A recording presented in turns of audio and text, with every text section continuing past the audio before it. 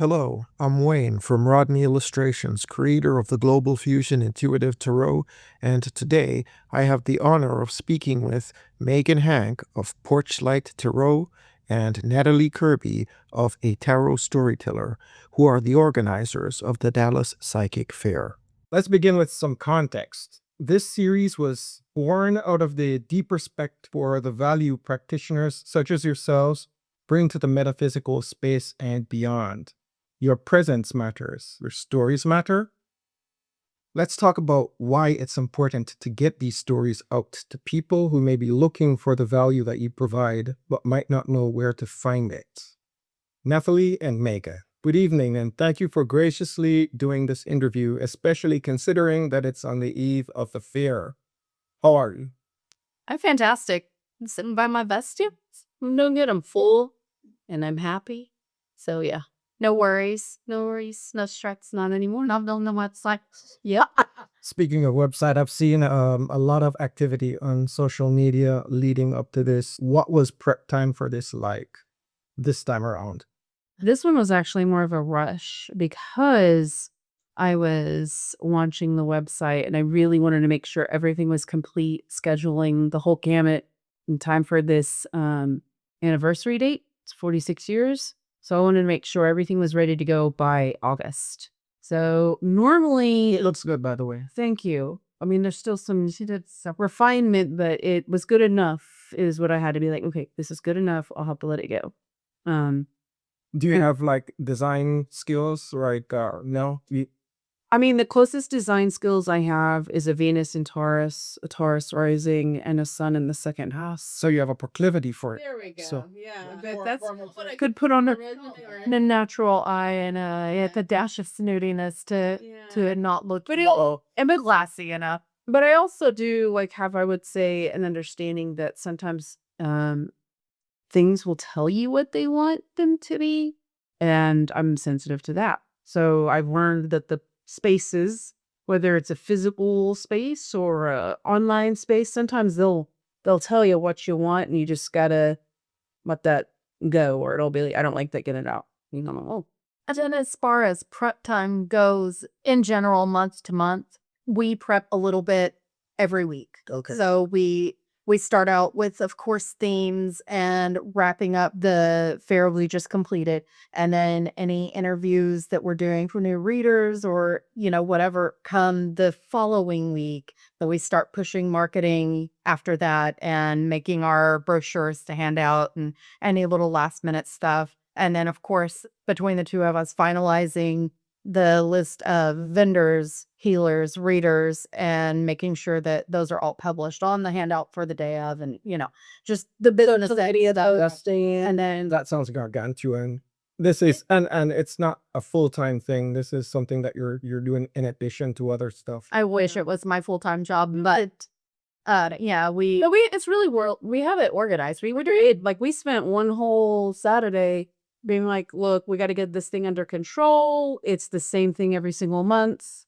It shouldn't be unpredictable, really. Let's manage it so it's easy. right, we made a workflow. Yep. An org chart basically, and share the responsibilities really well. Tonight when I go home, I'll actually take all of the pre-sales and I'll start organizing those so that they're at the will call at the front desk tomorrow. I was about to ask, with your Capricorn sign, if there was any of that structural organizational stuff going into this aspect of it. Absolutely. Yeah. Well, and when Natalie started doing the monthly management of the fair, she called and she's like, I could really use you the first Sunday of every month. Will you be available? So the first 2 times I just showed up and she had everything. And after that, I was like, I see that I could take this and this and this and this.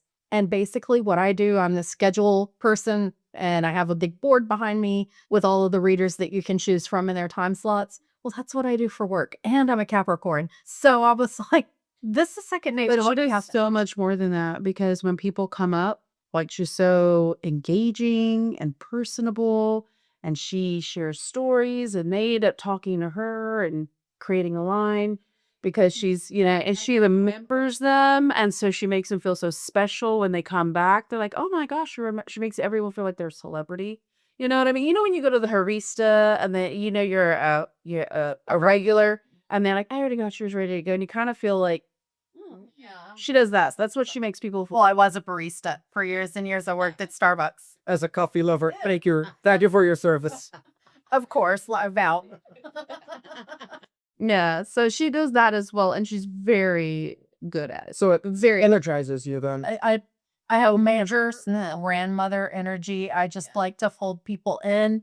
And I had the most wonderful grandmother, so I'll chalk it up to that. But I just want everybody to feel warm and welcome. You've seen my website. I saw your comments on them. That's just how I like people to feel at home, comfortable, like they've got someone on their side. So, Megan, are you native to Texas? Yes. Through and through? Born and raised in Dallas. Ever been anywhere else? I mean, I've been other places, but I've always lived in Texas. Okay. I've traveled some. I even when I moved away for college, it was still in Texas. It's that wonderful oven-like heat. I just can't get enough of it. The 102? Now, I'm really happy for this cool front of 92 degrees. It's beautiful. Right. Yeah. But But it's good for this time of the year. it is. no kidding. Natalie, for the people who weren't here for the earlier conversation, you're from Texas? Yes. Yeah. Born in Dallas, lived in Dallas till I was about 9. And then my mom moved, being my brother's sister, up to a small town about an hour-ish or so from here called Whitesboro. My mom was a recovering drug addict and alcoholic, and that's how she had to get away from Divisive. yes, she had to get away from the people she knew, from the connections that she knew. Right. And I hated it. There was one traffic light. Everybody was white people, and there weren't any good food. It was just nothing was happening there.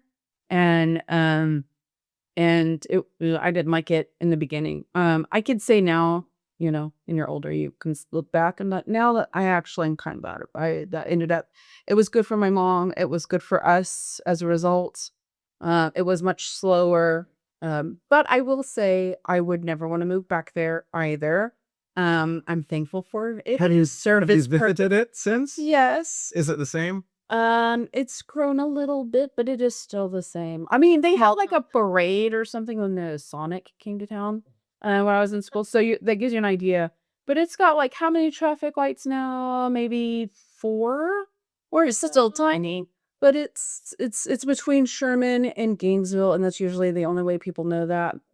82, and that's it. Our graduating class is like 60 people.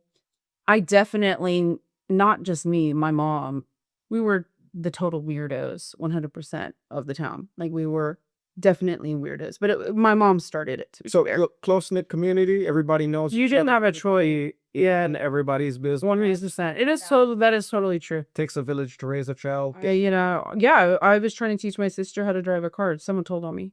And my mom found out. You were best friends when you were 5 with the little old lady down the road. Yeah. So, no, when I was 5. Oh, not when you were 5. I never even told her. Okay, 13. You were best friends with her. Yeah, she's running multi for you. But anywho, I am thankful it served its purpose. It did what it was supposed to do, You don't have a small town personality. No, and I think that was pretty obvious living in this small town. Going to the those ag shows, because a lot of people were in 4-H. I'm wearing my alien t-shirt and Birkenstocks. Maybe a Dr. Seuss hat from time to time. Yeah, no, I wasn't one of those. Okay. So Alien shirts. it was always there. Yeah. Always present. Yeah. Okay. Yeah. Stranger danger aside, if a stranger encounters you on a bus or a plane and asks you, what is it that you do? What would your response be?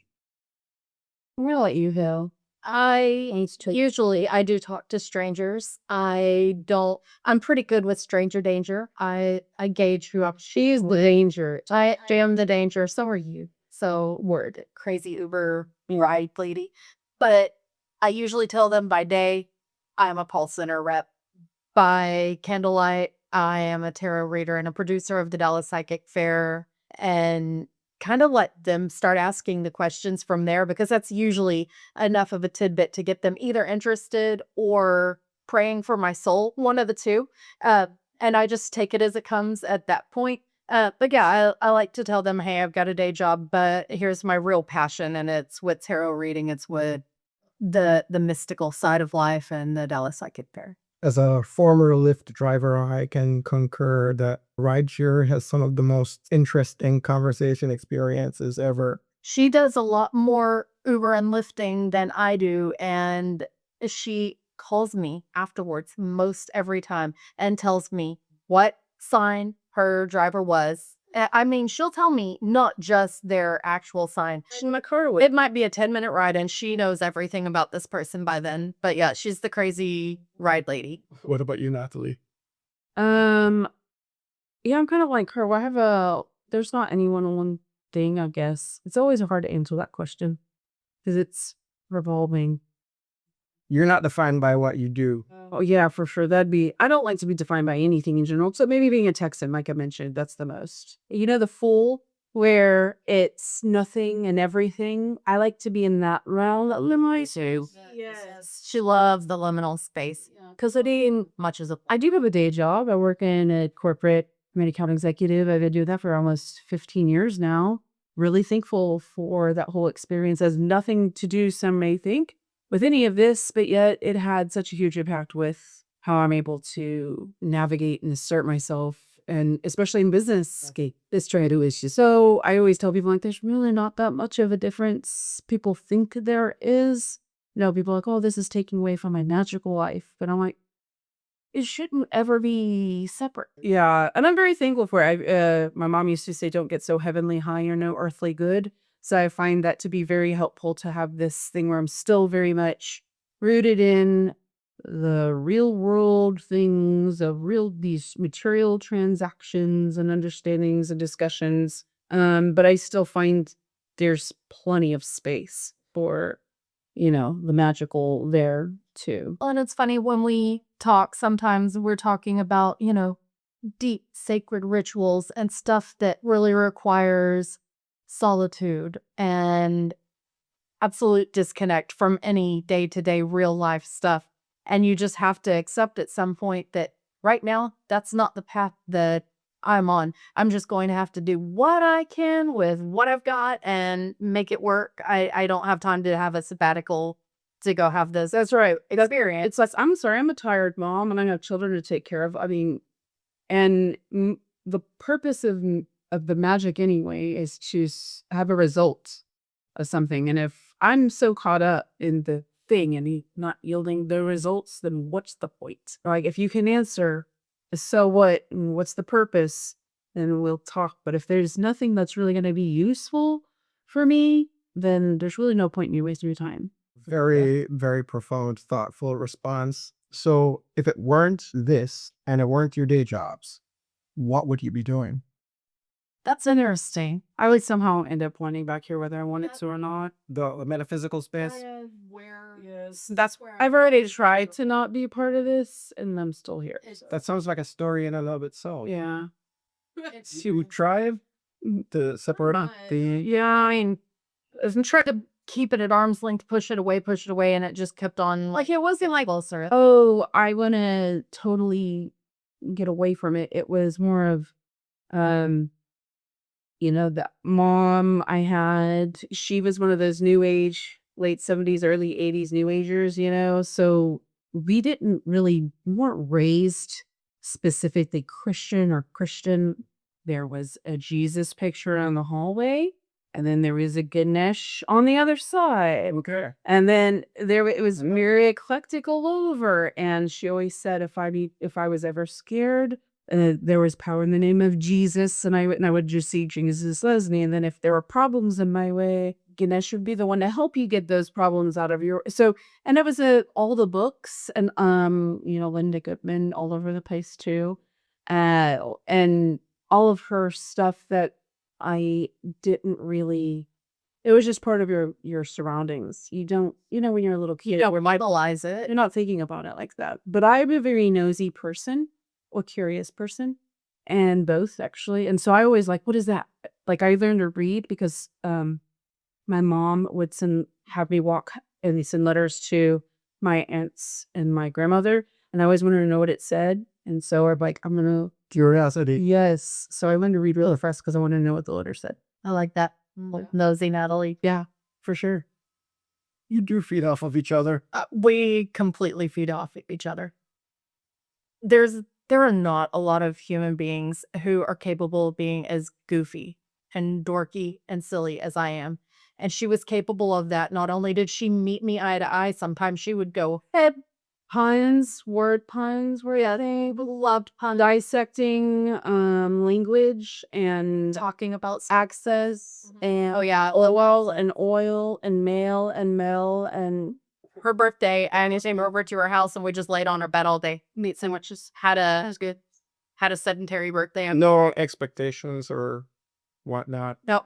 That's important for this craft as well, right? We do, as business partners, have expectations of ourselves that the collective and as of each other, we very heavily lean on each other for the other one's strengths. She is very good at being direct and addressing an issue. I am soft. I am non-confrontational. I've done better at it. she wrings her hands. I do. I wring my hands. Tell me in frustration. Oh gosh, it just makes me. I don't do that as much. It is So Shakespearean. So good cop, bad cop. no. I'm not gonna say that. I should already the principal.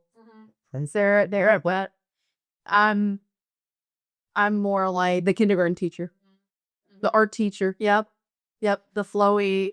Let's everybody be happy. I was raised by a Libra, a very loving and don't make any motions that will disturb anything. Whatever. A friend who's a Libra, I think I understand.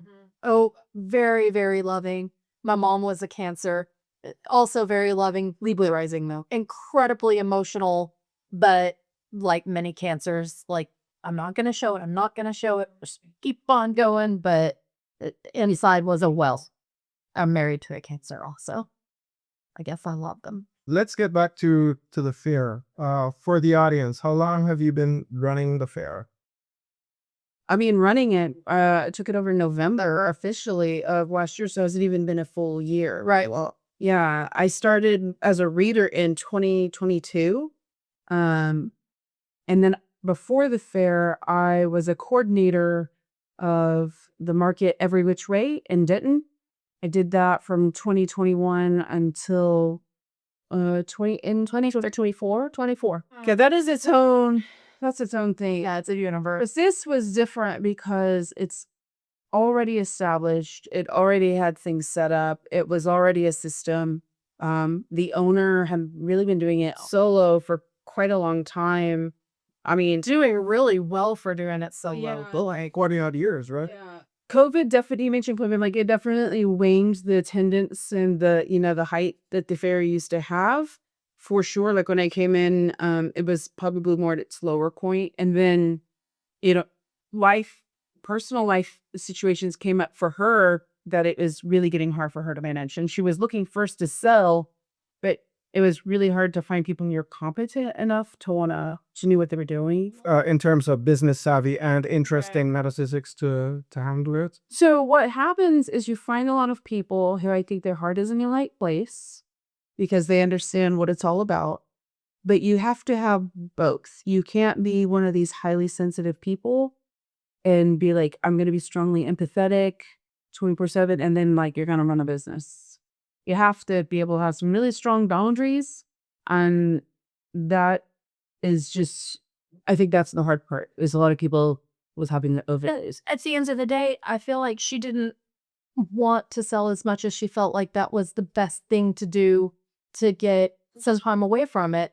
And then she wound up asking for some volunteers to see if she could find someone that could handle it month to month for her while she still owns it. So for the 40 years that it's been in operation, it's always been month to month. Yes. There's But- been very few exceptions where there might have been a month off for maybe like a location issue or something like that. But other than that, it's really been very steady. Yeah. And before she ever read there, before anything, we would go there and just attend as customers and get readings. We'd usually get about 3 readings a piece and go just have a day at the Dallas Psychic Fair, buy a little, crystals and things that we found interesting. And here we go eat and talk about everything, Mm-hmm. which was so fun. Which is, I imagine, what a lot of people that come to the fair now do. So as I mentioned earlier, I have a background in the Western esoteric tradition, specifically Rosicrucianism. Many of the major lineages and initiatory orders of that path have been dominated by white male voices, especially in recent centuries. But the modern pagan and metaphysical ecosystem, at least from what I see on social media and at events like the Holistic Fair, seem to have flipped that dynamic. It's more diverse, and interestingly, often women such as yourselves are leading the charge. Would you agree with that assessment? Yeah, more informed. Yeah. Why do you think that is? I mean, personally, it's a safe space. It's a place that I don't feel, while you said yes, it is white male dominated, I've never felt turned away or undervalued by anyone or any part of it. Think about when someone wants to join the Shriners or something similar to that. They have to have their own separate thing for women. This is a new age, and it is a completely different playing field now, where I haven't felt like I have to be on anyone's level. All I have to do is make it right for myself. I don't feel like I have to beat out any white men. I just do what I do, and the right people find me. For me personally, I just have not felt like I have to follow anybody else's lead. I can do this my way in my time, and that to me is the most empowering thing, is I don't have to.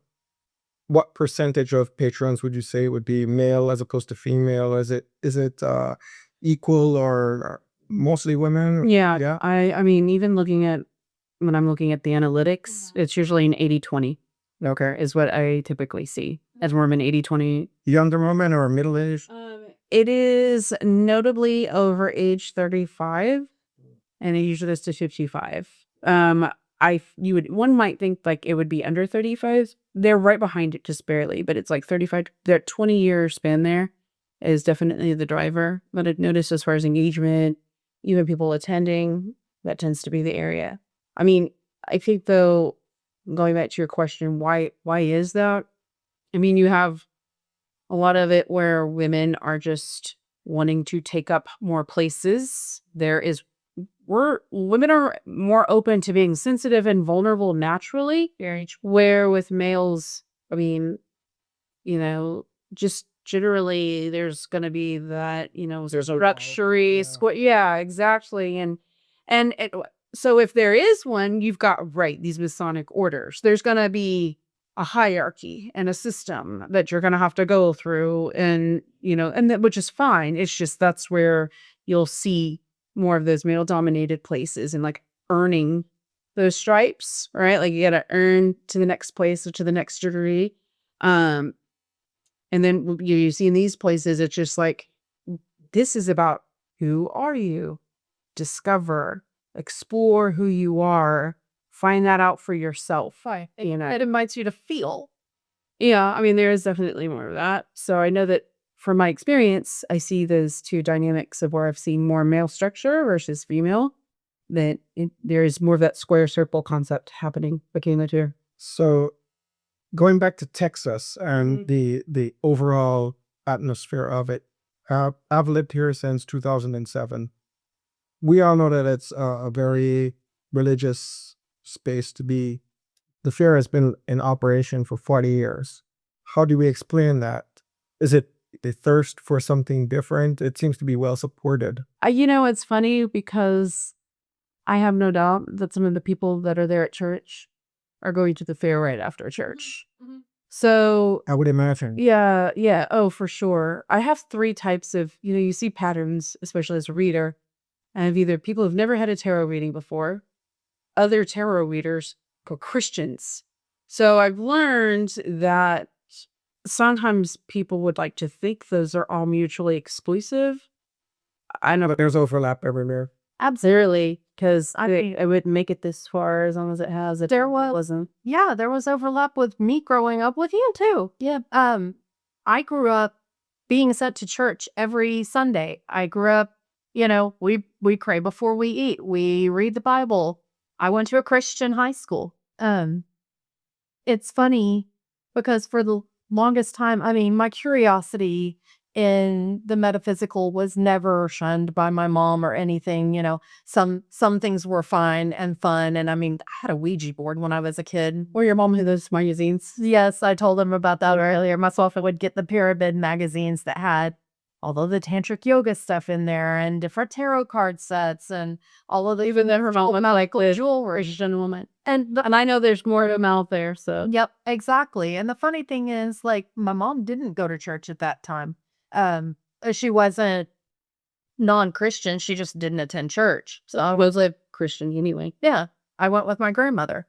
I don't know why exactly, but she then wanted me when I started getting into the coming of age years to have a really Christian religious background. That foundation probably for moral reasons, definitely to protect you from making That's absolutely strangely rations. I was coming out of my shell, very friendly, very cute. She wanted to make sure I was staying on the straight and narrow. Her biggest fear in life is that I would get pregnant in high school. It was my mom's dream come true. Yeah, exactly. We had very opposite moms. She was terrified. She felt like It didn't what happened. yeah, it didn't for me either. She didn't need to worry about that one little bit, but she was very terrified that I was going to be a young mom and my future would be in jeopardy. She would have loved me no matter what. I wouldn't have been thrown out of the family or anything like that. But she wanted me to have this strong faith background, which I always think is really funny because when I look back, she had crystals hanging in the windows. She had that little tarot deck that I found in her closet. She got these little metaphysical magazines and everything. So I'm thinking there was an interest there. And she was integrating Christianity with the metaphysical and her own. It's just crazy though, because like it is metaphysical. Even being in church and Christian, like it's very metaphysical. There's no separation. Church wasn't a bad thing for me. Christian high school wasn't a bad thing for me because it taught me about rituals and And higher power. Exactly. I think whatever higher power works for an individual is what they should lean into. Natalie, you're a parent, as am I. How does that dynamic work? So I try to be as absolutely intentional. If there's anything I'm the most intentional about, it's going to be about my children, their upbringing, and how I choose to raise them. And I wanted to make sure that they understood what was around them and the key thing was always ask questions. That's all I've ever asked. Never just take it as this one thing, this is the truth. Like ask questions, ask questions, ask questions. Question everything. Yeah. They've not been to a church. They haven't been to anything. I've always told them if they're ever interested in checking anything out, I'm happy to take them. We all are very individual, living and having this experience this very individual way. And it's up to, like, we are accountable for ourselves. That's something I would always tell, like, who is in charge of you? And they'd be like, I am. I'm like, you are in charge of yourself. So you're basically empowering them to make their own choices, and you're not forcing a path. No. And they know what I do. They have questions. Sometimes when they were younger, I do a lot of ancestral stuff and they'd want to, do some of the stuff with me. I'll never forget my son Kirby. He was maybe 7 or 8. Talking to your mom? Intentional? Well, we were doing, no, he never did that. We were working some stuff on my ancestral altar and he's like, I love doing this. It's like getting a letter in the mail from someone you love. And I thought that was such a Little profound. perfect way to describe that relationship from something beyond that you can't see or, Yeah. So but that's his, and now he's 15 and now he's like, I don't know anything to do with that. And what I like too, when Kirby would get anxiety about anything, she taught him the Lord's Prayer. Just a little mantra that it doesn't really have. no, it was It was the Psalm. Yeah. Psalm 23. It was Psalm 23. You're right. that. And I had a friend who made these oils. And so I said, hey, can you make a oil from him that can help him with. And it was in middle school, like this challenge. Shootings were having, anxiety was all over the place. So everything was just really like, and he got overwhelmed, scary for him. So I'm like, and I have a weird thing about fear. Like, I get more aggressive when someone tries to I'm like, we're not doing that.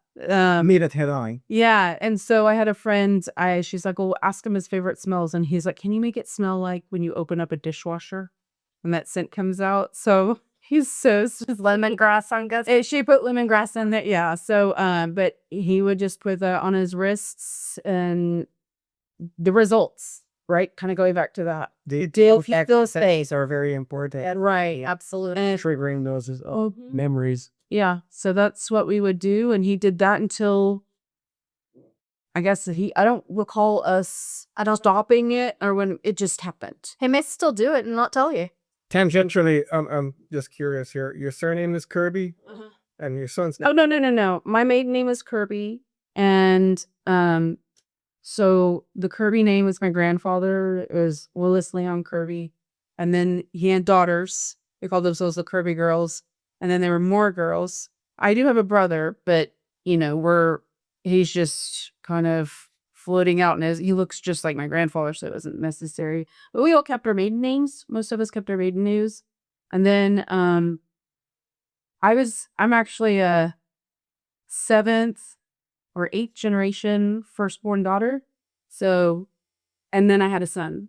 My first child was a son. So it was like carrying their tradition. For sure. And the fact that I felt like something also broke in that, like a cycle break of that firstborn daughter experience. But they have last name is not Kirby. Yeah, he's not Kirby. How did each of you first discover metaphysics? Through those magazines that my mom had. That's how I learned about them. And then the best part was, as I was looking through them, and I would see things like tantric yoga. I did not know what that was. You mentioned tantric yoga earlier. So I would go to the dictionary and I would look up tantric and I was like, oh, and I'd look up yoga. I don't know. Okay. So I would literally look up everything in those magazines in the dictionary to see if I couldn't figure out what it was. As far as starting to practice them, it's when I found that tarot deck that my mom had squirreled away that I'm like, well, I'm gonna just learn to read these now. And so that's where I started, just a card at a time, looking at them, learning the meaning of them. So I was intuitive, or was there a guidebook or something associated with the? It was online. Most of my stuff, I looked at Biddy Tarot a lot back then. Okay. I did not read the little white book even then. I wanted something a little bit deeper than that. As far as astrology goes, people gave me astrology stuff my whole life. They gave me Capricorn up on Capricorn stuff. My high school best friend would give me astrology books every time I would have an event. The only time he gave me something different was when he gave me a kitten instead. When did you decide that you were going to dive headfirst into it and make it a concerted effort? That is a more fair question. So I should tell you, when we were talking Christian stuff, when I was 21, I did enter the United Pentecostal Church International.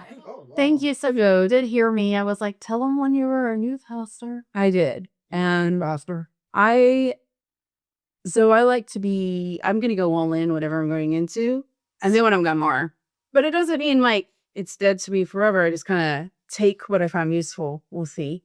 But yeah, I had a very progressive pastor, one of the most wonderful human beings on this planet, truly a humble person, very real. I would say was a mentor. And I remember going to a service. So, when your friends are in school, when you're in school and they're inviting you to go to church with them, I hated that question. Not because I was afraid of church or religion. I just hate being bored. And it was so boring. I did not want to go to their Sunday school because it was boring. I didn't want to go to the service because it was boring. I mean, I would pray that the alarms would not be set so we didn't have to go. The Roman Catholic Boring. side, totally. Yeah. I will say there were still some a few sermons I can remember going to that I'm like, oh, that's a good one. And all that you do well. That was something from a service when I was at 13. But then I went to a Pentecostal service, and then I was like, hell yeah. From invitation from a friend? Yes. Okay. When I was like 19, I think, I went to one of those, and I'm like, this is exactly what it should be like. If we're talking about a God, a creator of the universe, like, why are we not, your face should melt off. You should be like, Iso. I really felt like, Was it like speaking in tongues? I was like, I mean, I think I was wearing like a corn shirt, and I had my piercings at the time, and This was in a small town? this was sort of small town enough. It was in Charming. Yeah, I mean, I was just like, this is amazing. I really felt like, yeah, I mean, now you get it. That made sense to me. That did. I didn't understand it, at the time, but I understood enough to be like, if we're talking about a God that made the universe and the planet, like, why are we falling asleep on the pews? That didn't make sense to me. Getting up and losing your shit made way more sense to me. I understood spiritual discipline. I understood the concept of the flesh and the spirit, fasting. I understood the need to like the power of the word. I understood intention, trance work, understanding to be in this, like, getting out of one's body. Like, I really understood that discipline. Yeah, I ended up becoming a Bible quizzing coach, and I hadn't really read the Bible in such a, I wasn't raised Christian, so I didn't read it. So when I got into reading it, and I read it as a reader versus a You're not Christian. surprised to know that some Christians... Yes. No, I'm not surprised. I now know, because once I really, really read it, I remember thinking, do they know what they're reading? There's some debauchery, yeah. Well, not only that, like, especially getting into Psalms, I'm like, Yeah. with my mom, like, there's a spell work happening in here. But, in truth, I kind of, like, it was humbling for me when I got out of it to be like, okay, that can happen to me. So now I need to be aware of, my mom used to say too, I feel like the water boy over here. Mama said, it'll be the last book you read, and I understood that too. You, like, don't just take these things at face value and think that's not the truth, or, oh, that's the truth. Yeah. And so, but when I look back, especially because I'm a journaler and I'll go back and read my journals, I'm cringe. These are the ones I would wish I could burn, but I keep them to remind me to, like, don't get so heavenly high or no earthly good, kind of thing. And in turn, it has given me, I think, a great sense of understanding and compassion to people want to hate and be angry at, because I understand how real those convictions feel for them. I mean, it really does feel like they're doing the right thing. Like, that they want people, they don't, they really truly believe that. And I understand where they're coming from. And there's validity in the past. Oh, right. For sure. I remember thinking when I got out of it, I was like, wow, I really took a detour there from my upbringing. But then now I'm kind of like, no, I've been on it this whole time. I've never detoured. I've always been on it, and all those were very necessary. You've read Siddhartha? Yeah. Herman Hesse? Yes. Yeah. It's It's much like that. Mm-hmm. So both of you are in corporate? Yes. Yes. Have you ever done any of those personality type assessments like MBTI? Yeah. Really. I am INTP. Do you know yours? I was ENTJ. I don't remember mine. It's been so many years. Do you still have my... What I'm leading into is, are you both extroverts? I think I know the answer to that. Yes. Yes. Yes. Yeah. I'm extrovert. Yeah. I like my alone time, but if I'm around people, I am an extrovert.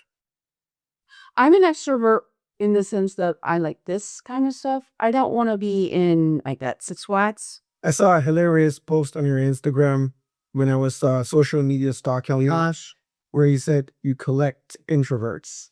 I do. What's that all about? There's one of them. Yeah, the Pisces. My husband's an introvert. I have a lot of introvert friends. In fact, I would say almost all of them are introvert. Like this is one who's not really. Yeah, no. I have some introvert more, But mine are mainly all introverts. and mine is answering a lot of questions because I make people very comfortable and I'm extroverted and I'm a very open book. I really don't have a lot of secrets or things that I like to keep to myself. And so for me, it's people who know what I do, what my interests are. They like to ask me questions. And this is especially true at work. Of one of my coworkers is she'll be like, "What's Akashic Records?" Because she wouldn't ask that. She is extreme introvert. Any specific strategies or rituals that you use to help manage and maintain your energies and boundaries? And do you have anything that you use to help you to maintain that distance between your personal and your spiritual work? That's actually something she's been told to work on. I have been told to work on it. I have no chill. I just let my spirituality run and flow with me everywhere I go. I don't have good boundaries. I don't know when to turn it off necessarily. I'm also not always on. Sometimes I just feel it and roll with it. That's obviously an intuitive thing that I do. I'm just like, if I'm on, I'm on. And if I see someone that I need to give a message to, I'm going to give the message to them, whatever that is. I have a proclivity, or I guess I don't enjoy it. People like to feed off my energy. She will tell you that hands down. People get around me and I have this effervescence and this what did Sarah say, this juicy energy, and they like to suck on A it. light, it's emanating everywhere and it attracts a lot of people who are low on energy, and then So I guess I solace. do manage it because I am very cautious about who I spend long amounts of time around. I've learned to set some boundaries as far as what people I'm even bringing into my home, because my energy fills up my whole home, even if it's also mixed with crazy dog energy. The crazy dog energy probably helps to nourish you as well. It does, and it also helps to ward off the people I don't want in, because nobody wants to come to inside the house when 7 dogs are barking in their face. That happened this morning when I had some lady knocking on my door to give me some church material, and I was like, just drop it in the box, my dog is gonna go crazy. And then all of a sudden here comes Ivy. I have a sign it sometimes works. And sometimes not. Yeah, we haven't put a sign up yet, but I might. But we had a neighbor who was very, very nice, very, very strange. We met him about a year or so ago, and he liked to come over and visit once he met us. In our same age range, had a little boy and everything. And there was something about him where my mind was going, don't let him come in the house. So we hung out with him, cold, hot, raining, whatever, in the garage. Don't let him in the house. Don't let him in the house. It turned out to be a good idea. He definitely had some issues going on. So it's little things like that where He's no longer a neighbor. no, he moved to out of state. But he definitely had some issues that came out, and he had come by a couple times when he was clearly dealing with those issues. And so my husband's like, yeah, I don't like people in our house, and that's when I'm really glad that we didn't bring That severe. yeah, so it's that kind of thing for me. It's learning to not let people feed off that energy that I have. That's exactly. You said that some people have advised Megan to work with the bunch. Are you one of those people? You know, usually I'm the one who's like, hey, leave her alone. Yeah, it's usually my usual. So one other thing that, with the fair, we interview all, as of March, I would say we have a process where we do a group interview and over Zoom, and the owner is part of it. me and Megan or there, and the person has 15 minutes to give each of us a reading, because that's what it's like at the fair, except much busier. And we let them choose who they want to go to with first. We let them know, hey, this is going to be a group thing. Don't be intimidated, though. Just think of the 3 friends there to listen to each other's reading. We're not here to test if someone's psychic enough or anything. We're just wanting to know, how do they communicate a message? Are they confident in their own abilities? If we said something like, we're like, we don't quite agree, how do they respond to that? Because you really need to, be sure of yourself.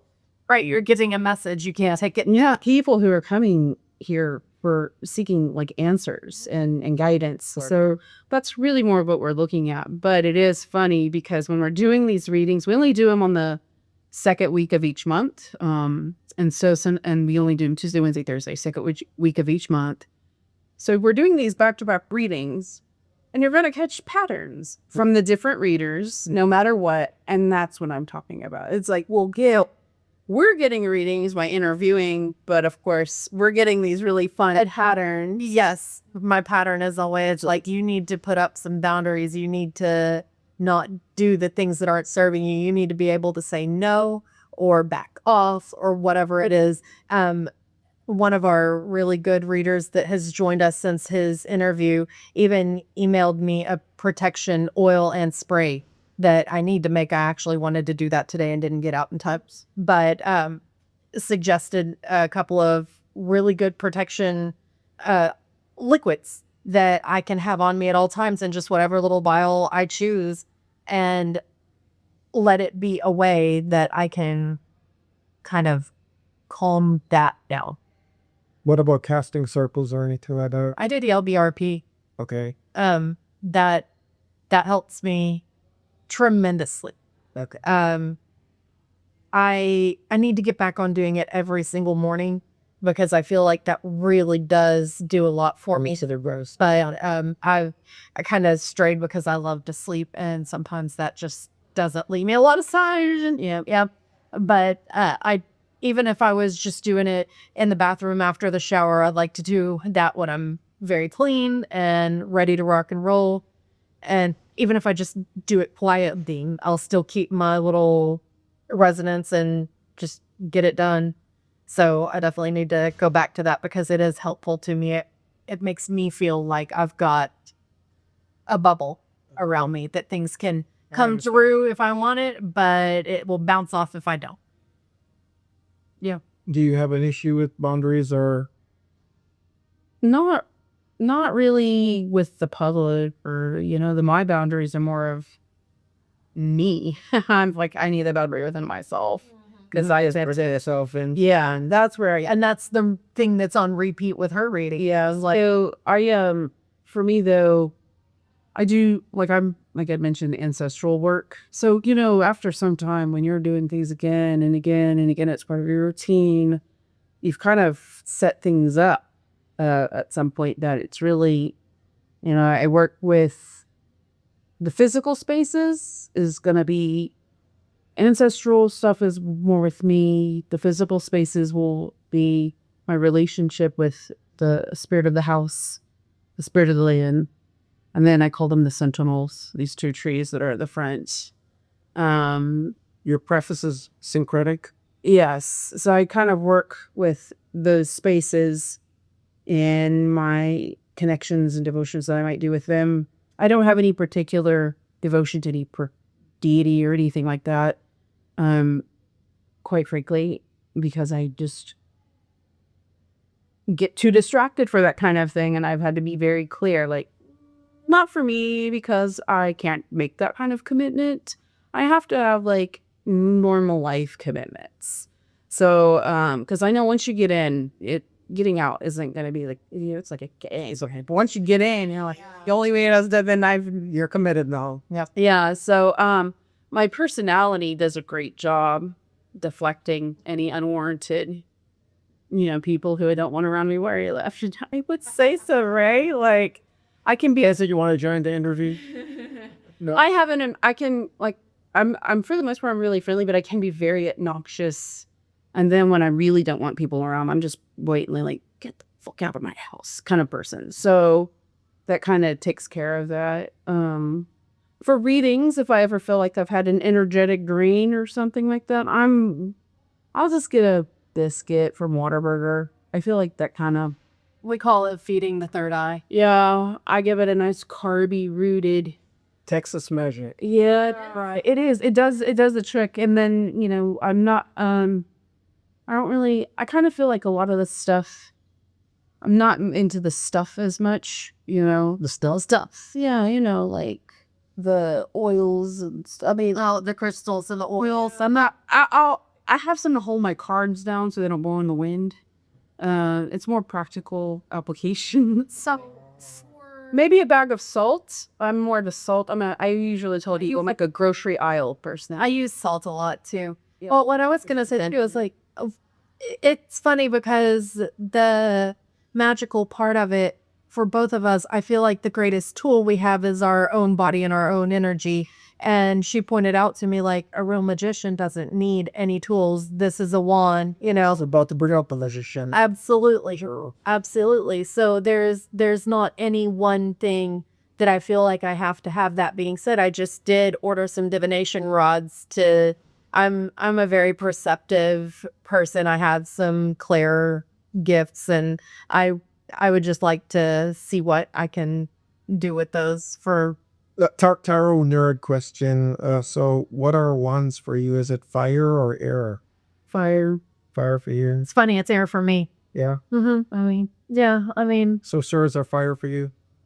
yes. Okay. It's the inverse for me. Yeah. It's for me, Because I always think of a sword go, or like, which I get. that's the lightsaber. Of which I get. It just made me personally, and I guess wands could be fire. I am very artistic. And for me, wands delve into that creativity, the production of things. And for me, that like breeds. It's organic and it breeds. And so that's why they feel very airy to me. And swords fiery, like the wrath of hell with a sword, stab it, slice it, whatever. That's how it kind of feels fiery to me. It's like the fire you need to use a sword to do the dirty work. So curious. I mean, you've written for other tarot practitioners. Your interpretation of it, and this goes either way. Let's say you're interacting with somebody who has more of a lighter weight background, or a thought background, right? Does it matter when you're interfacing with them and you have your own slant on it? Do you get pushback sometimes? I haven't had any, I do a lot of readings for other readers, and I haven't really had any pushback, mainly because this is a system, but at the end of the day, it's us.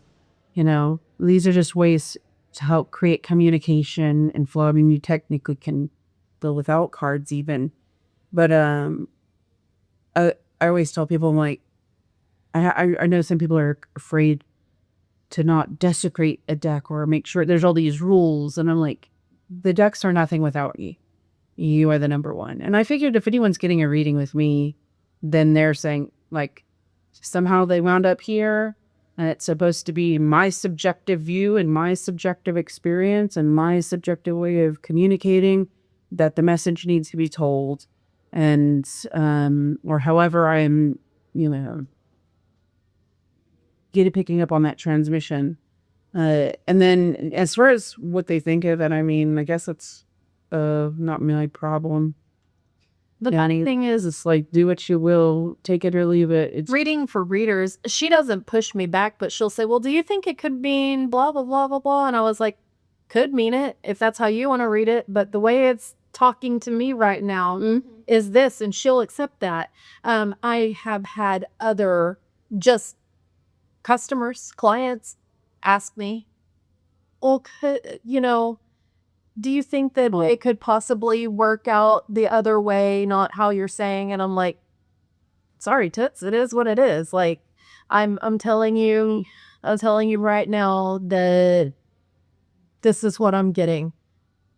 anything is possible. Anything is possible. But if you find yourself in this situation that you don't want, This is what don't be surprised. the Yeah, current trajectory says this. exactly. Right. And it'll be like, well, my suggestion to make a change in their life that they're uncomfortable changing or whatever it is.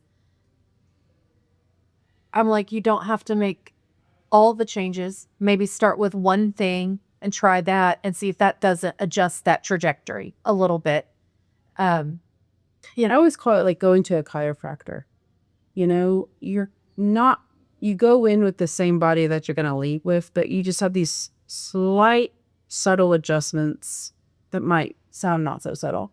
But sound great. And sometimes those little adjustments can make all the difference. And you're leaving with the same body that you have. You're not really like changing everything. You're just making some small shifts. And that's really all it is. And I always tell people, like, it's so much more subtle and mundane than you think it is. It's not, no one's asking you to move a mountain. It's very subtle for just like even a little while, or even just a slight push. You don't have to go as hard as you think you might have to. I mean, that's the way. That's the funny thing too. Most people that you read tarot for, they're not going to take that and go do anything with it after it was interesting. They've heard it, they've got it in their mind, but they just keep going about their life as normal. I don't think that is the case all the time, but a lot of time, especially when they're coming to the psychic fair, maybe they're not doing anything with it afterwards. I don't know. For me personally, Natalie will tell you, every good tarot reading I've gotten, I will go and put that crap to action. So She does a very good job. you too. I'm so glad. I'm so glad. I would like to think most of my clients do a pretty good job. But I mean, in truth, Have they ever reached out to you afterwards and say, hey, not always, but yes, whenever people reach out, like I do get a lot, or sometimes I'll run into someone and they're like, oh no, now I have to tell you this happened. I've learned to trust, over time, you learn to be like, what happens after that is out of my control. I was just there I always do this thing when I mentally get prepared.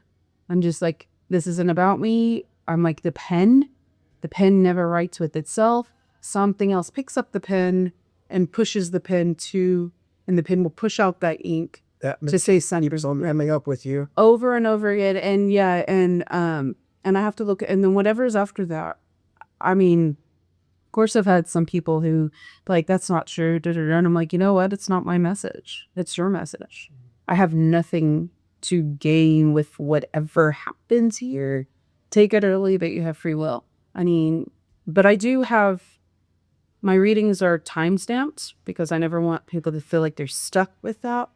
And then I always have a call to action, like, don't do this, do this. Do you have a record of your I mean, it's probably a whole lot to keep a record of, but... Oh, no, I don't have time for all that. I would say the closest thing you would get to a record is she does offer an emailed document of the reading. Oh, yeah. For those who want it. And so you do have records of those readings. Yeah. So at least there's something. That I definitely never like to look at them because I mean, it's really cool if I get to hear. I'm like, ooh, yay. Yeah, I'm always very excited. She does love that when she gets that organic update. Like, just thought I'd let you know this and this. Yeah. Checked out. But I don't expect it. Without diminishing the significance of the tarot, your content again on social media and your presence gives the sense that the tarot is just the outermost layer of your work. Yeah. You're an avid reader, I'm assuming, from all of the books and the emphasis that you've placed on reading and journaling. Is there influence from Kabbalah, Hermeticism, astrology, ceremonial work? I would say the real influences probably come from, those are definitely influences, so I won't say that they aren't. That's more of like where some of the discipline aspect I think comes in is through those taught me. I'm also like, I would say there are influences because of my I don't want to be dogmatic kind of approach. So I don't ever want to be like, you're not going to yeah. But I do understand the merits that come from each of those that I've chosen to make part of my practice, I would say it really comes more from stories, fairy tales, just general stories as a whole. Carl Gustav Jung, totally. Lots of young. Just an understanding of Jung alchemy, which is How did you come to Young? Was it in school or was it outside of school? it was my mom had a lot of books too. Okay, so you Which else? She had a ton of books, and I remember specifically, I actually came to Young by way of Joseph Campbell. I was between 9 and 11. I was watching Power of Myth with the Bill Warner and Joseph Campbell with my mom, and Jung was brought up a lot from there. And then my mom was really interested in psychology, so she had a lot of those books. And then I read Memories, Dreams, Reflections, which was, I liked Jung because I felt like he was a person. He has definitely his scholarly, prolific, very academia writing, but he also has this, like, I'm a very real human who fallible person with these wonderful stories too.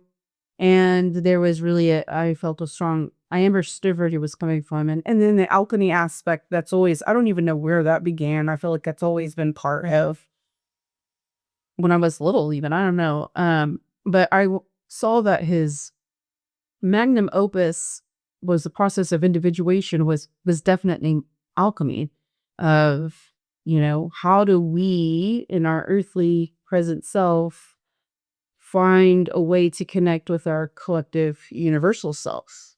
And then when people like, really, what is my true belief is like everything is alchemy. That would be it. Everything is about how do we get back to the creator. And whether it's I'm going to climb the corporate ladder, to I want to make the best cookie recipe, to anything that we're looking to refine, it's really just an acting of getting closer to that's where did we come from place and how can we get there. And I really felt that he tapped into a universal truth that you could see in all the stories, that you could see in all the patterns of people, that you could see in even all the traditions, magical traditions of this, how do I go back kind of experience, or how do I connect with something that is timeless? So is that how you landed on storyteller? That was actually because I had some spreads that someone wanted to publish in a book, and there was not a tarot storyteller prior to 2020. There was a tarot bowl sidekick to play on a terrible sidekick. Yeah, it was tarot Bowl BULS. sidekick Yeah. as a pun on a Yeah, terrible site. Yes. So some might say, that's the clandestine thing there of the, the silly stuff. Subversive. Yeah, it is. It is true. It is true. It's authentic. It's real, but it's also a distraction. You went deep enough past these things to see something in between. And that's when I was like, oh, you went through things. And it's one of those things when you could tell when you can identify an initiated one. You should never have to say, I'm initiated. All right. It's like the king saying, I'm the king. You'll be it. People will know it. Anyone who says, I'm a shaman, I'm like, the community decides who's the shaman. Like the moment that you say you are, you aren't. Like you've negated it. The same thing, I did this with my day job. I would have to give presentations all the time. I would get so bored with them because it's insurance. And then I started casually, because I could do these like in my sleep, maybe embedding quotes from Pink Floyd or maybe Doctor Who or whatever. And I would just say it real casually or a line or something, embedding that. And the people in the crowd, whoever heard me, you'd get a chuckle. Yep, yeah, maybe does. So it's more like a fine tipping your hat off to people who. Another corporate is metaphysics. Totally. But it's so they take like kind of getting back to that. It's really more to be more like a tipping the hat off to those who might appreciate it. If they don't, they don't. I think I'd like to have something for everybody. So I also started out with a different tarot name because my whole life I've been, that little insurance lady, that little whatever lady, little short little person, I get it. So I was like, that little tarot lady, that makes sense. It was long and it just didn't flow and it wasn't the vibe I was trying to give. It kind of diminishes Mhm. you. Exactly. So I got to thinking like, what is it that I want to convey and how can I do it in a small amount of words? And so I love the name. I was like, Well, she and I, we do a lot of like on the phone talking things. yeah, riffing again. We have ideas, and she said something about she was going through all these names. Yeah, that's what I was gonna say. I was going through like small town tarot, hometown tarot, front porch tarot. And when she said that, I'm like, porch. She's like, porch. I said, I like the word porch. I go, I don't think front porch, but that word porch has. His front porch tarot was really the one I was thinking about. And then I was like, Porchlight. I said, I love to drive by, and I do this all the time, and I have for years. I like to drive by when evening's setting and look at all the different houses at their porch lights. Some are blue, some are orangey, some are very white. And you want to know it's very honest. Yeah, I do. Just like in the windows, just say That and that looks like a welcoming porch. That's a cute little porch light. Some of them look like little lanterns, whatever. I was like, porch light, and she's like, Porchlight tarot. That I'm very much a homey. That really captured Megan. It does. I cook all the time, and I call Natalie and I tell her every detail in my cooking. She don't want it for cooking. Thank you. So I wanted it to encompass home and comfort and sit for a spell. Yeah, come sit a spell. I wanted it to be like a light that you can come to find your way in the dark and have a seat and get comfortable. And let's work on some things. Let's talk about some things. I think it captures the energy of everything that you just told me beautifully. And I wish both of you all the success in the world with your personal endeavors and with the Dallas Psychic Fair. Let's continue with the storytelling, and then we'll come back to Porchlight. Your different approaches. I saw on your website very unique offerings for readings. Yeah. Becoming the Hag is like the best, is really such a good one because initially I created a spread that was intended to help people just be old. Just be old. Let yourself be wrinkly, saggy, stinky, hairy. Yeah, all these things. And Attackers. yeah, very. And then when my friend is like, put that in a spread, make that a spread for me. Which was fun because I really got to be challenged to create this. And we were two of the people you have for a diverse iteration. And I realized that this is really giving permission to people to kind of be liberate themselves from some of these confines they may have accidentally found themselves in. And it was really a way to help them be more of them as a whole. And it was taking on what would seem to be an aspect of the villain, which was an old, no longer a woman or a female of the side of species where where she's not a wife anymore, she's not a mother anymore. What good is she? She's got hair growing out weird places. She's not doing anything for anybody. So, and just like go ahead and go there. Let's just go there and let's scare the hell out of everybody. And how does that work for you? I'm happy that you brought that one up because that's actually one of the ones that stood out. You getting a bit deeper into that was insightful. I really liked that spread because on mine, I'm very open, I'm very honest. And when she did the initial reading with the first iteration of that spread, it was like, maybe lie a little bit. And I always like to pull people's leg and stuff. But it gave me permission to be a little bit more mischievous. I am a mischievous person, but it gave me permission to like pull the wool a little bit. Not anything harmful. I will never do anything harmful to someone. But I love to just tell people a tall tale. I had a sister removed on my cheek years and years ago. Whatever, sister, we did. I loved it like a sister. Uh, we went to. There's plenty of puns going around on YouTube. Oh gosh, yeah, you don't even. Gross ones too. Yeah, they're disgusting. Yeah. But my husband and I went to eat later that night, and of course I had bandage and a gauze on and everything, and the guy's like, "You doing okay?" And I was like, "Oh yeah, I went to have a cyst removed, but the weirdest thing, they wouldn't even let me see it. They said there was some kind of little metallic thing in there, like a tracker, and we still don't know what that is. But they said that they had to send it off right away at like government stuff."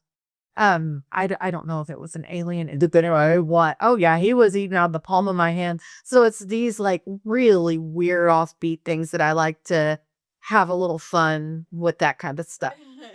I do have to ask that. It's fine. It's a good time. That is it has been an incredibly revealing spread in that the people who choose that are like truly the most opposite too. Like they're usually very obedient. They don't want to stir the pot. The books any trouble seeking. Yeah, they're the ones always selecting. Is it permission that you think they're? I don't know, like, or curiosity, and then it's always like, Does it change for them?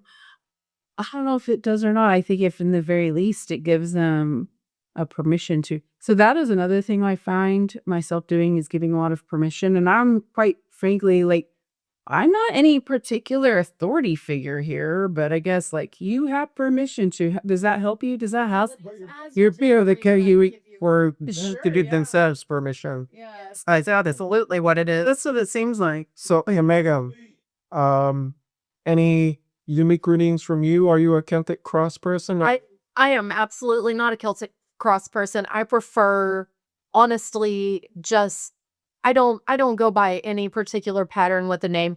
I typically like to get some insight. I'll have a current situation, what it can be, and 3 cards of the positive, 3 cards of the negative. I like that. I kind of just intuitively do whatever feels right for what kind of reading the person wants without going by a traditional spread. I'll assign it myself as I'm reading it a lot of times, like this is going to be for this and this is going to be for that. It's what feels natural and organic to me, and I don't feel like I have to.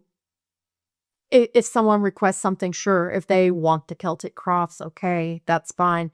If not, let me do what's organic, because my cards are kind of moving themselves as I'm working. And as far as specialty readings, I don't know why I said specialty.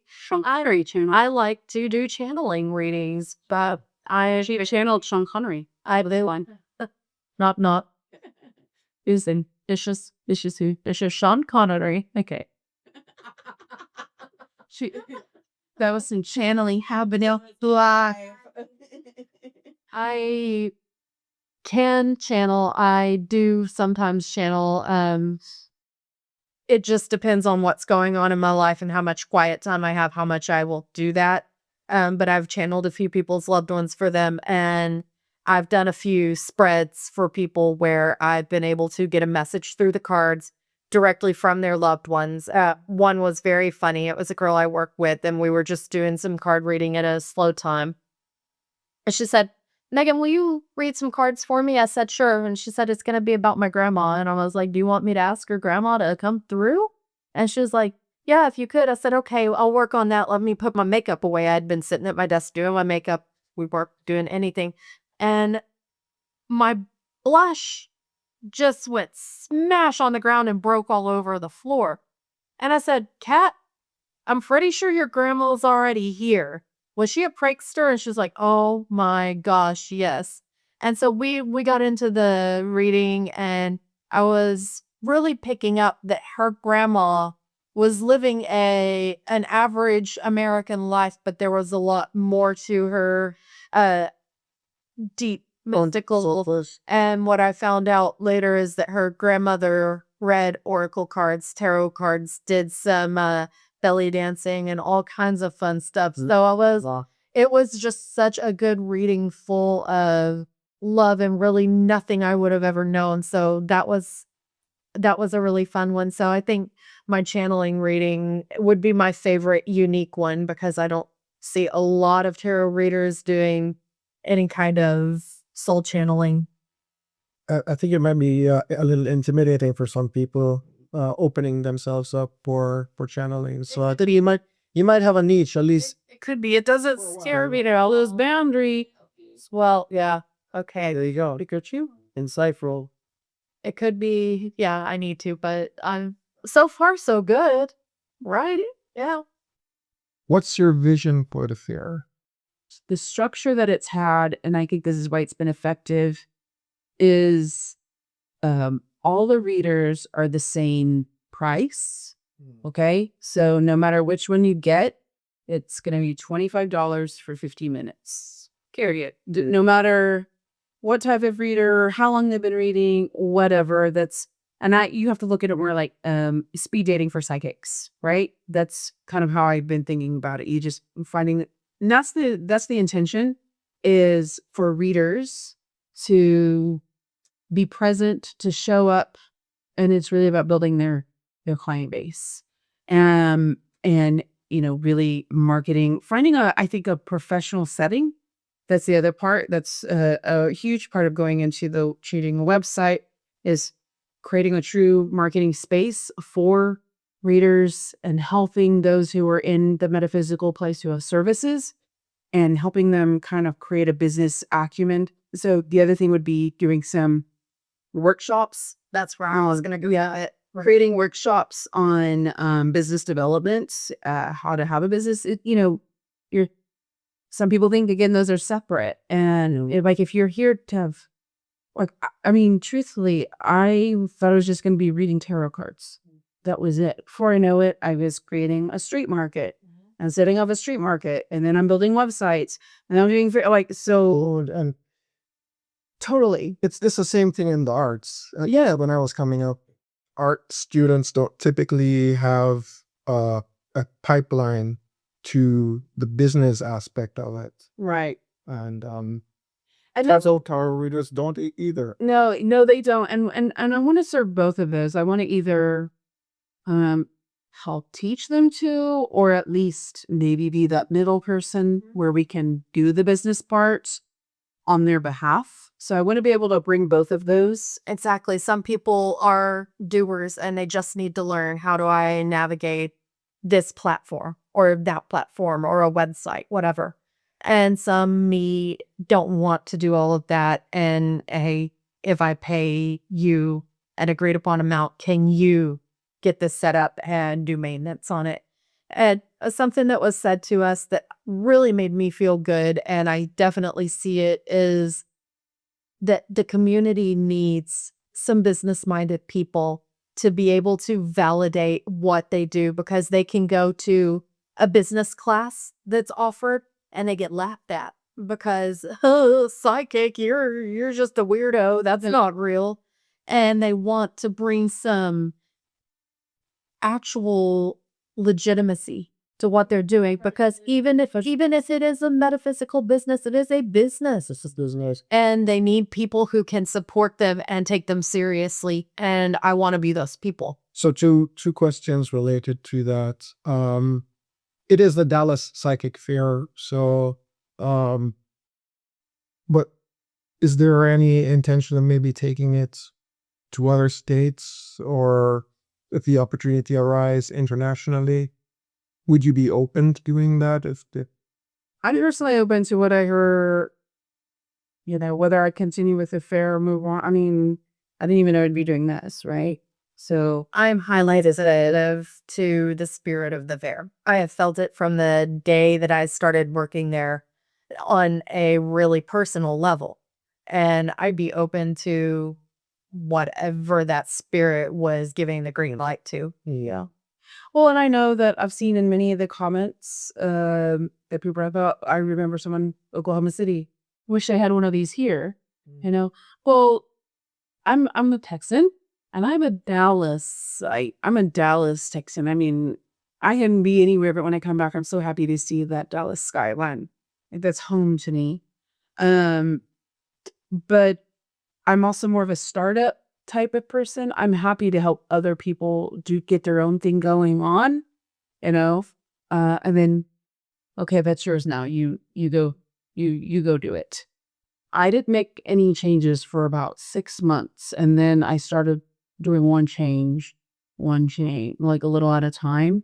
I really wanted the participants of the fair, because there was just a lot of change fatigue, what's going to happen next. And I just wanted there to be some stillness for a while, building up trust and rapport. Gotta let people get comfortable. Yeah. But then like right now, Cheryl, she'll be here tomorrow, the owner of the fair, and she's going to do her spirit gallery. And so each month we do want to have a featured guest where they're doing their thing, where they're doing a couple of ticketed things and a couple of like little freebie workshops. And what those would be, how I would manage that though. I'm like, what are you going to do? What is your format? Like I need to make sure that what's being presented, we've vetted that, we know where you're coming from. You're not just what the snake oil salesman coming through. Like, I think that's the other part. The flip side is the community is trusting that whoever is there has been vetted, that they're somebody can trust. Because this is a very vulnerable space that usually people are coming to seeking answers. I would imagine you have to put up a lot of when you're opening something up that big, you really have to put in a lot of trust. You do. For someone who's curious and new to this world, considering a reading or some other kind of offering, but might feel overwhelmed or unsure, what do you say to them? Well, we have a lot of different options for even that. Some of them I'll ask, what is it? Are you looking for any particular thing, whether it's a type of a reading or an answer to a certain conundrum in your life? Are you looking for something specific? If they say yes, I can kind of navigate them to some options. If they say, I don't know, I'm just so scared and nervous, I just don't even know what I'm doing. We even have some folks, each of our readers assigned to one of the cards of the major arcana. And because we can say, you want to do a little reading to see who the deck says you should sit with, and we can pull a card for them there. Something fun. And that's almost like a little For numbing people and, kind of helping them. You think we all started somewhere. We all like, you're here on purpose. You're here though. So that spans. it's true. Every fair, I get at least one person, sometimes more, who just linger. They linger at the scheduling board. They look at everything. They read their handout. They look at the board again, and I'll ask them once or twice, do you have any questions? Do you need anything? They're like, oh, just still trying to decide. And I can see that they're one that just really wants to work it out for themselves. And they always do. Those people. I just don't I don't pressure someone say repeat to me. Yeah. If I read that they just really need to mull it over for themselves, I don't pressure them. Well, that's what's the other great thing about this fair is I mentioned about the price being the same, but the readers are on the perimeter of. So when you walk through, and they all have a sign of their name and the focus of what those readings are. So you can walk through and you can see the types of readings. You can look at the person. Some people are like, oh, I was just drawn to you. As a reader, I remember one lady said that she chose me because I was laughing at something. And she's like, you were laughing. And I'm like, oh, who knows? Because I laugh all around. But, but that could be what's the thing. And everyone has the same size table. Like we try to create, they could rate it how they want. We're not going to do that, but we want this to be a very even playing field. Same size table. The signs are going to look the same. with their name and their focus, and then they can decorate it how they want. But we really wanted that to kind of create this level set that they don't know.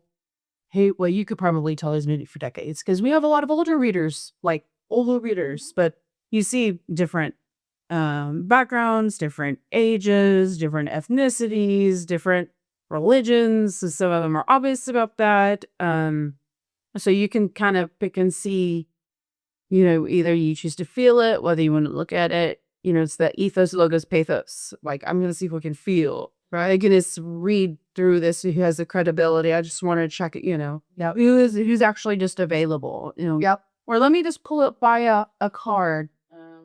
Because right now we have about 20 readers. We usually have anywhere between 18 to 20 readers per fair.